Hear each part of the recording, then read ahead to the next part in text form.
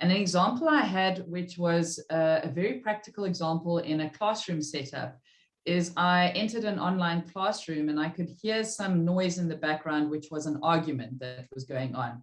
And I observed it was an argument between an 8-year-old boy that I was giving lessons to and who I believed was his mother in the background. The argument stopped and I could see that he was dysregulated, and I could see that his body was very tense. He had a frown on his face and he did not look his usual excitable self. But when they go into that state, they can't really function and they can't take on information because they are stuck in the emotion of what they're feeling.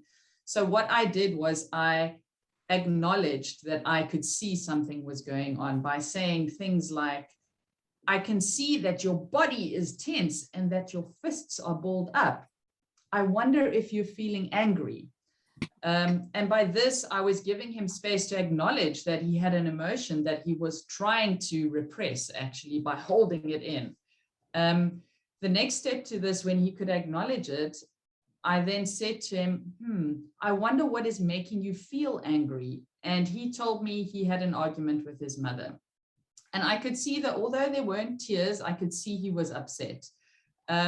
What we did next is I explained to him, I can imagine that that must be hard for you and that it must be difficult for you to now come into a classroom and have a lesson.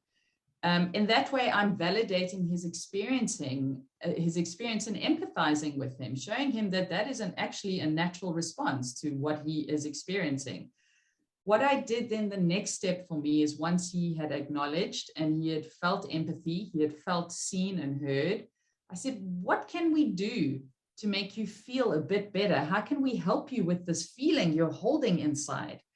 Do you want to play a game or would you like to draw a picture? He chose to draw a picture and I'd like to share this picture with you. So this is the picture that the young boy drew. The first thing he drew was this over here. And then he drew that. And I asked him, who is this person? And he said, that's my mom. And I asked him, what is your mom doing? He said, shouting. She's shouting at me. And then he wrote the word every day. And you can see the body posture here of the mother that he drew is very much over him, quite in an attack mode. And his body posture is very much like this. You can see close to his face. I asked him, who is that in me? How are you feeling there? And then he said, I'm feeling angry. He wrote the words angry. And I noticed he had drawn little lines under the eyes. And I said to him, I see there are tears there. Were you only angry or were you feeling something else? He wrote sad, feeling sad. By this way, this small exercise of stopping and taking the time, he became aware of the emotions. And as a boy, it's very important that he could acknowledge the sad emotion, because the way society is we don't allow men and boys to really express sadness. They express anger. That's more acceptable because it's masculine. And for him, it was important to have the experience that he could express this openly in a safe space without me judging him. And in that way, I co-regulated him by keeping him calm. And we moved to the problem-solving stage after he had calmed, and was, how do you think you can make yourself feel better and have a talk with mom? He decided he wanted to write a letter to his mom about how he felt.